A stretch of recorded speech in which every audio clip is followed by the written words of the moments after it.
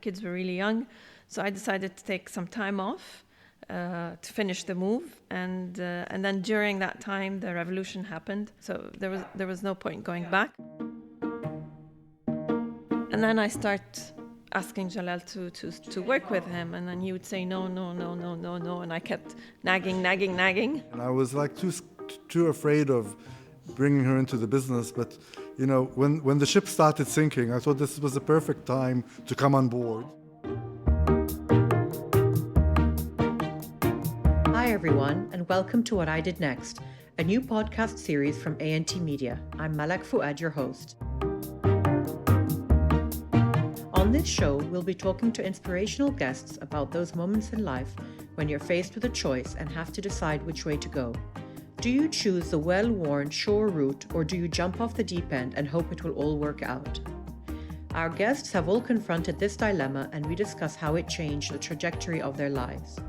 My guests on the show today are the husband and wife team behind Gourmet Egypt, a premium food retail company established in 2006.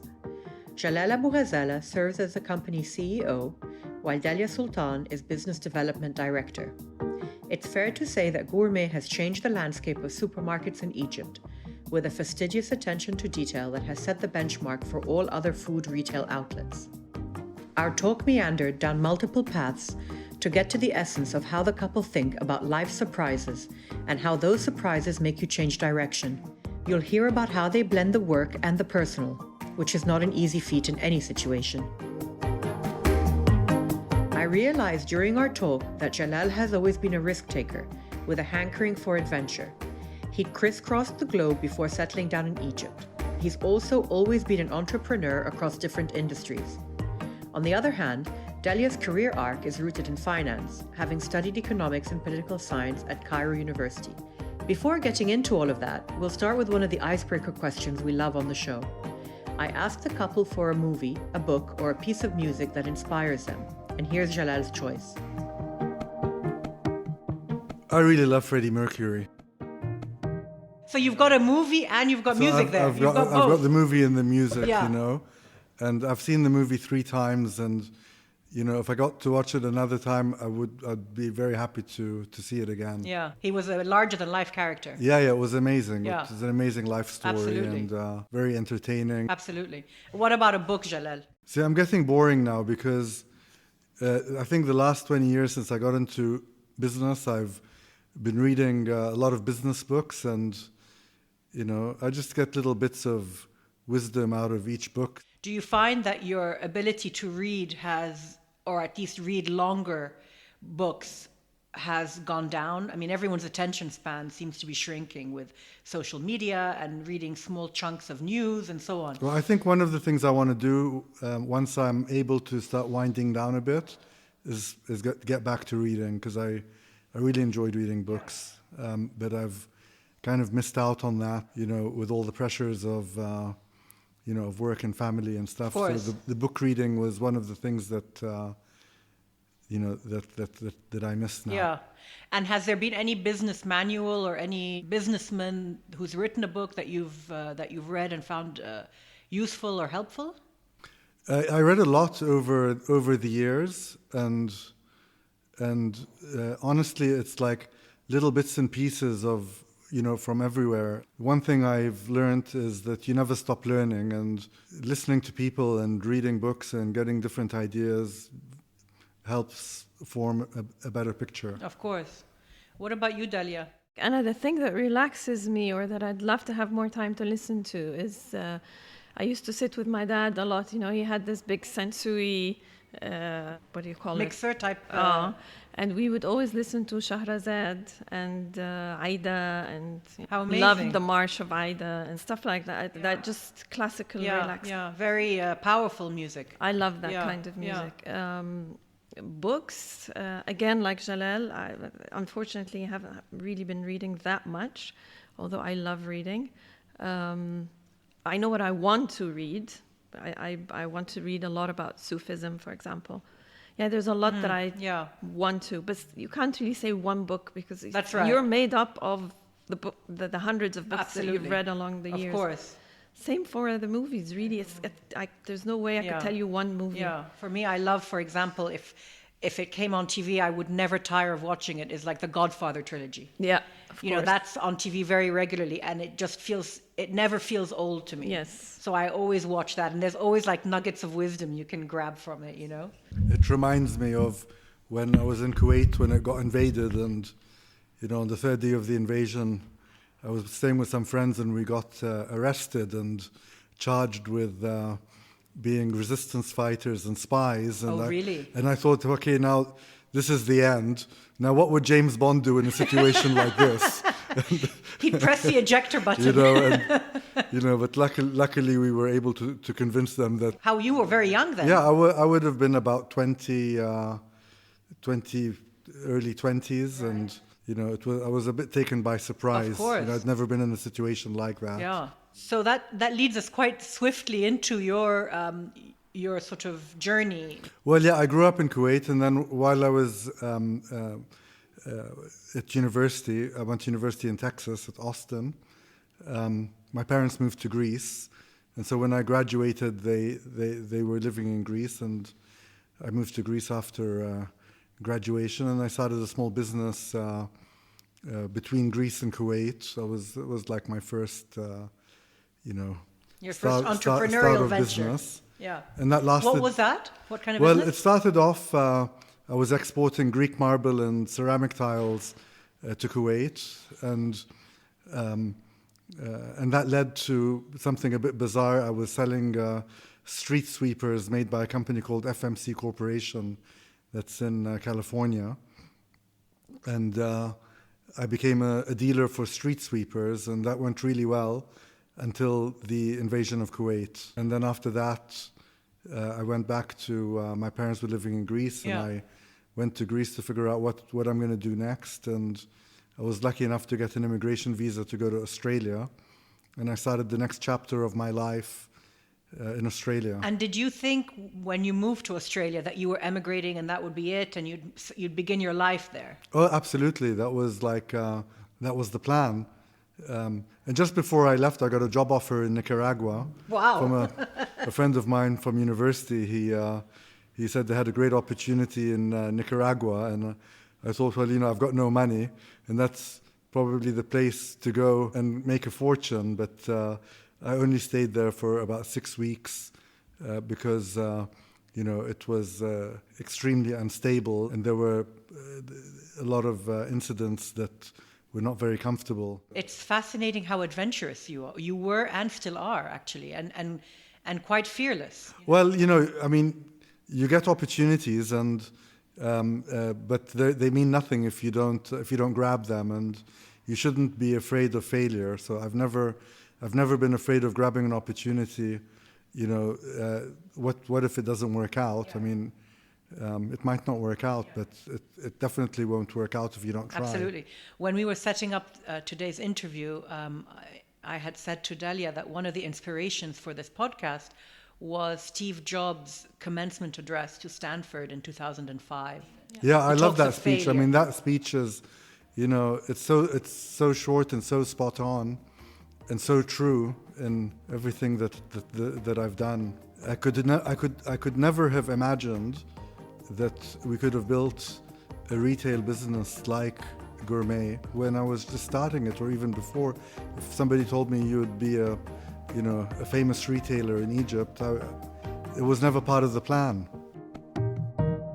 It's amazing how, first of all, that one thing leads to another, and we're on a path thinking this is it, like your emigration to Australia, and you're envisaging that your life will be there, and you're planning your future there, and then suddenly things change, and you're on another path. So explain to us a little bit how that happened. It was a bit complicated because in the middle of the 90s, I was in Australia. I had a business that was that was growing and doing really well, exporting meat from Australia, mainly to the Middle East, but pretty much all around the world. And then my parents moved to Egypt, and on one of my visits to Egypt, I decided, I was sitting with my uncle and my father, and we we thought of, why not set up a business here? And, I wanted a customer to sell my meat to. And so we started a small business with my uncle's connections and my father's money and my meat. And it went really quite badly in the beginning. We lost most of the money my father... And you were still based in Sydney at the time? And I was still based in Sydney. So you were going back and forth? I was going back and forth. And everything sort of happened at the same time, because then I met Dalia. She was working at EFG with my sister, and my sister had invited her for lunch, and my mom fell in love with her. And then my mom, after lunch, she's like, "Are you going to call her?" I was like, "No, I don't even have her number." And my mom says, "Look, I've got her number." I was like, "How do you have her number?" She says, "Well, I heard her speaking on the phone, and she was telling it to someone, and I memorized it." Oh, wow. That's amazing. And then I met Dalia, and we... In a very short period of time, I told her, "Come on, let's get married." And, I come with an Australian passport. I can bring this to the marriage. But, I didn't marry you for that. well, that was... Dalia, give us your take on the courtship. It's exactly the same, but the only different point was that he thought I was going to move with him to Australia, and I thought he was going to stay here. That was a shock, because, I told her, the business here was going very badly. I thought, okay, there's maybe better opportunities in Australia, let's go. And she said, "What do you mean?" I told her, "Well, I live in Australia." She's like, "Oh no, but I thought you were going to live here." I was like, "I never said I was going to live here." And, and then she's like, "Okay, but I need time." And I said, "Well, how much time do you need?" And she said, "I need 10 months. I said, "What would you need 10 months for?" And she said, "To sort my stuff out." So I told her, "Okay, look, let's get a pencil and a paper and let's write down a list of your stuff. Maybe I can help you do it, faster. Do it faster." Yeah. And then her response to that was, "If you pressure me, I'm not going." And that was 20 years ago. And so this was before you got married? No, after. It was just after. Oh, this was just you after. You hadn't discussed this before No, you got married. it was like, we brought up the subject, but it was never like, like, let's decide now, or, it was, I sort of took it for granted. Yeah. Well, I must say, I'm glad for our sakes that you decided to stay in Egypt. Wow.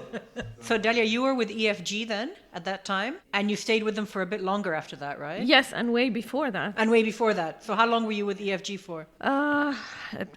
10, 11 years. Economics and political science from Cairo University. And then after that, I started working at CIB. And I had a great job. I was really happy. The credit department, it was the most sought after job.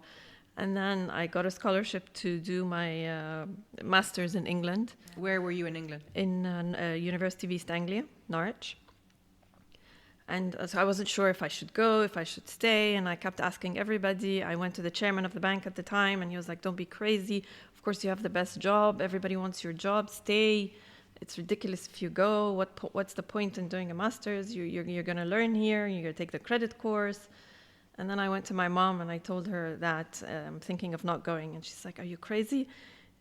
You're going to do a master's in economics. If you were telling me I'm going to do a course in dancing, I would have still told you, you have to go." Yeah, it's amazing how, that's kind of like a pivot point also for you in a way. Because you could have stayed and carried on in your role. Yes, and at the time, nobody went abroad to study in Egypt. Everybody studied here. So. And how was that experience for you? No, it was great. It was such an eye-opener and such a great experience. And what was your master's in? Development economics. So I got to learn about other countries, what they're doing in their development stages.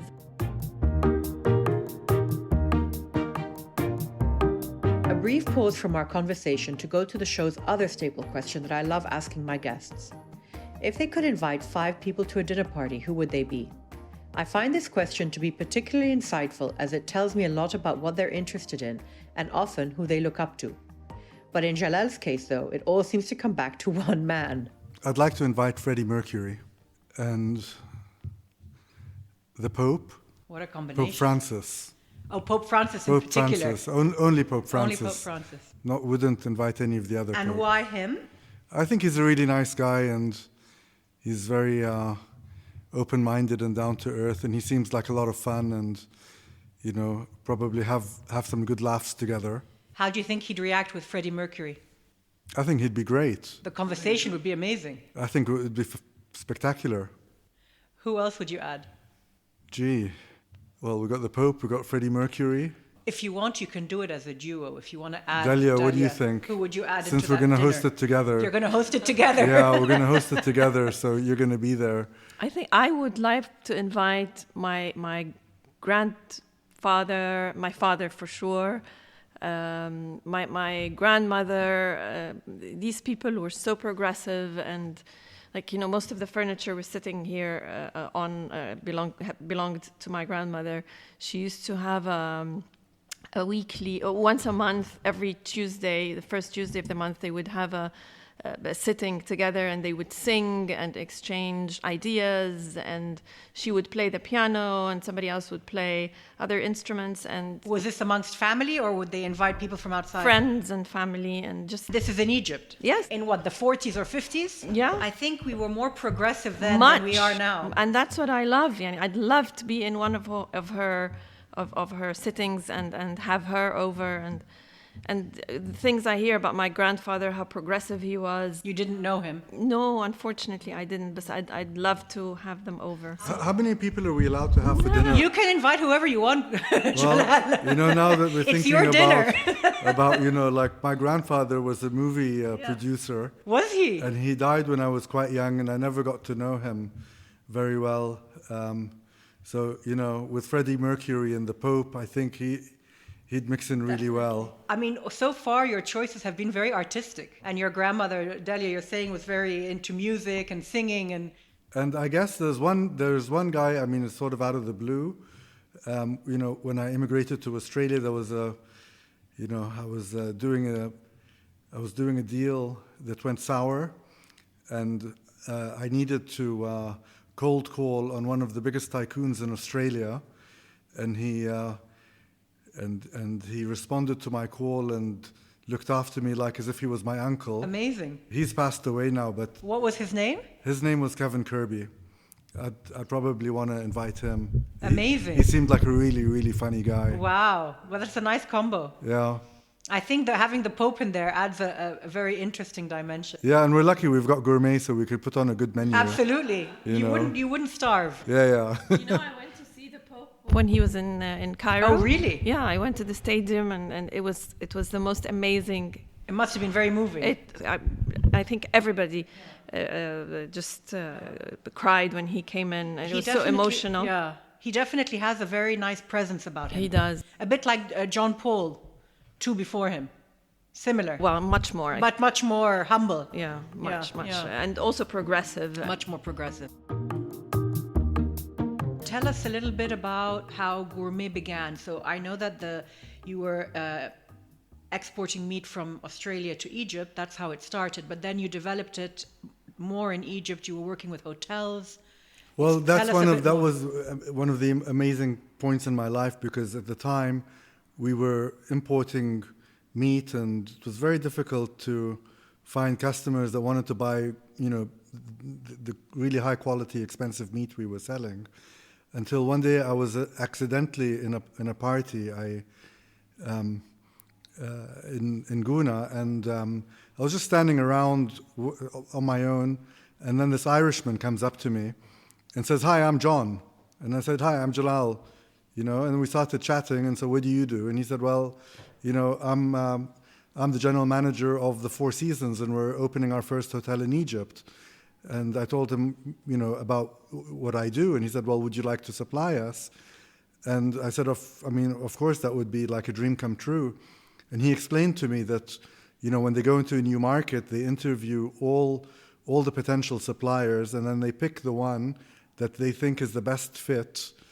So for the flowers, they picked Malak Taher and Flower Power, and and that was a big thing in her business. And that was like a huge thing, and she's and so they did the same with us. They chose my company to be their supplier, and shortly after we started supplying them, I started supplying all the other major hotels. That paved the way for like the high-end luxury meat segment. And then the idea of Gourmet came up when my friends would come over, and I'd have a barbecue for them. They they just simply wanted to buy the meat that I was serving at home, and I told them that you can't. You can only buy it at the Four Seasons or the equivalent, and that's where the idea of gourmet started. And when it started, it was really just selling the products that I buy for the hotels. I wasn't even thinking of shops. I was just thinking of. I remember it was a delivery service at the beginning. It was just you had a brochure with all the cuts of meat. Yeah. It just started very, very, very modest beginnings, and after we got started, I thought to myself that if we had a shop, it would really grow much faster because the home delivery and you can't see what you're going to get had limitations. And then we opened the first shop, and and at the time it was really only luxury, imported, high-end products.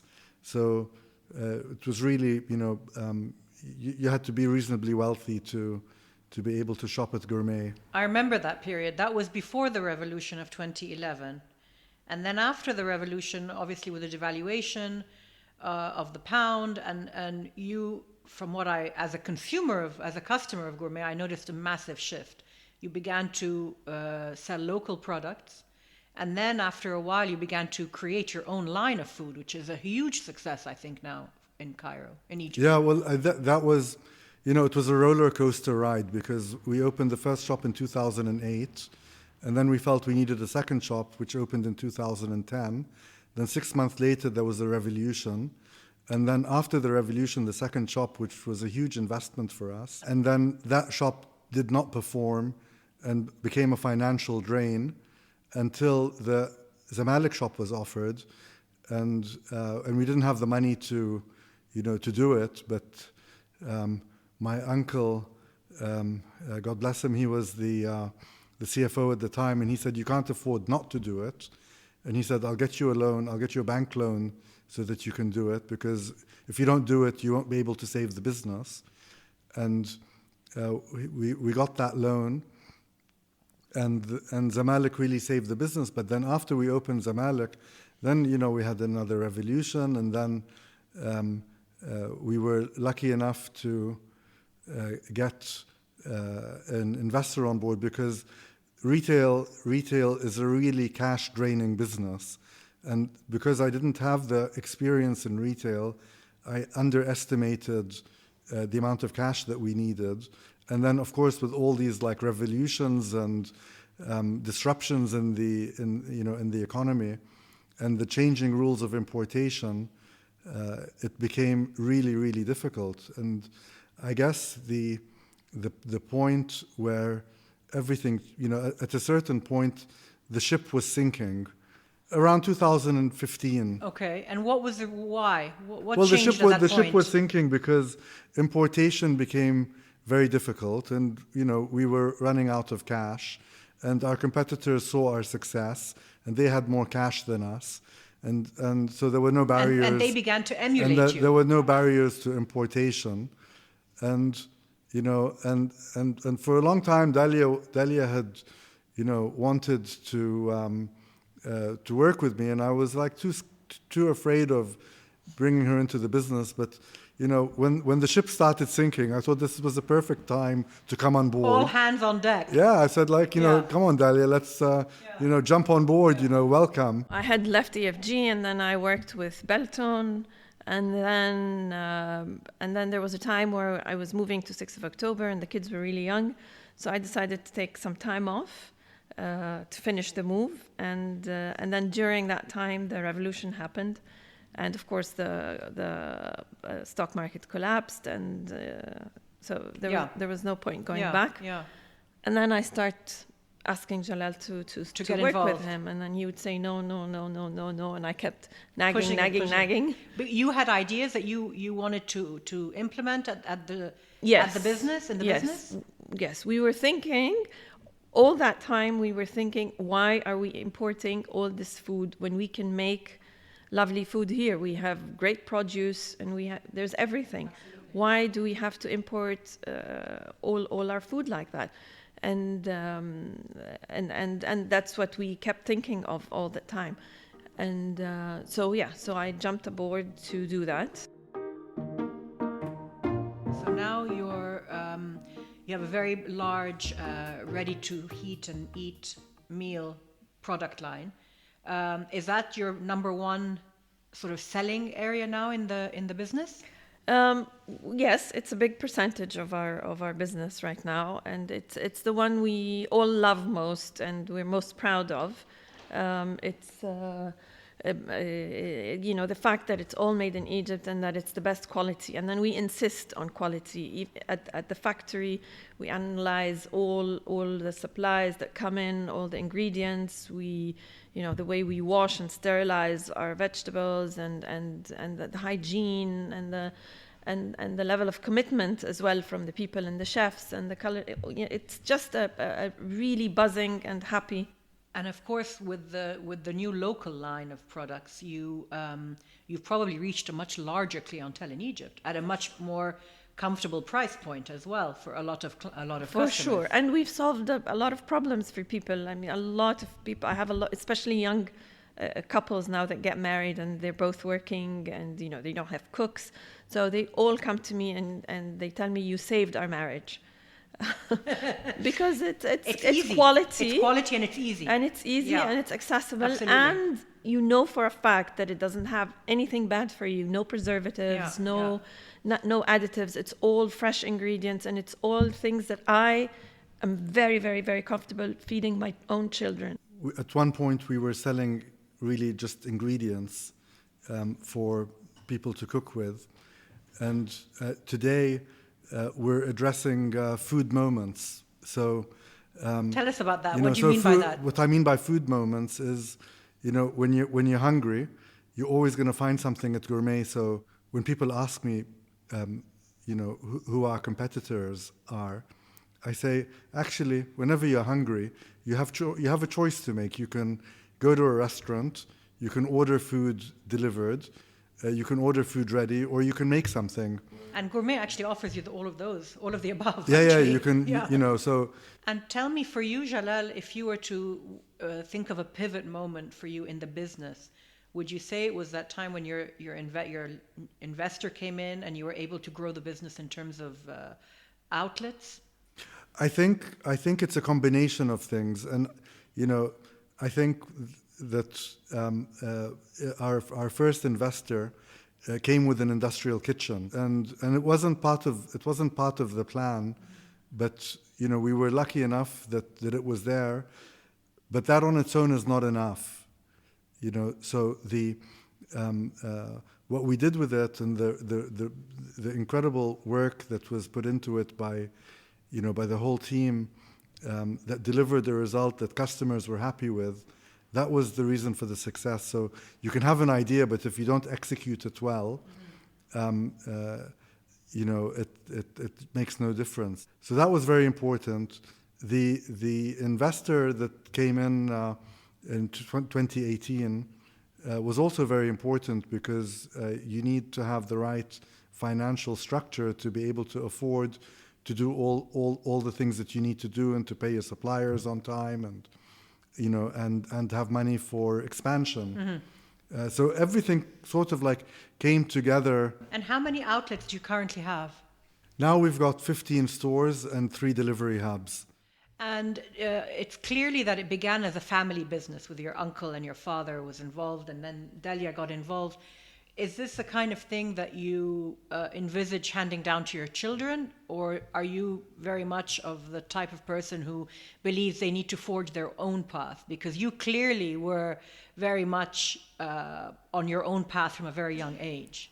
Well, I think that the children should do whatever they want to do, and they can only come into the business if they're good enough for that business. The children, could have other interests, so. They may not be the best ones for that business, but if they are, then they get a fair chance. So it's not something that could be taken for granted. Especially, it's not all mine anymore. Right. I have partners, and we have a board, and it's actually these big decisions are not taken by me on my own. They're taken by the board. So if it's not 100% family-owned business anymore.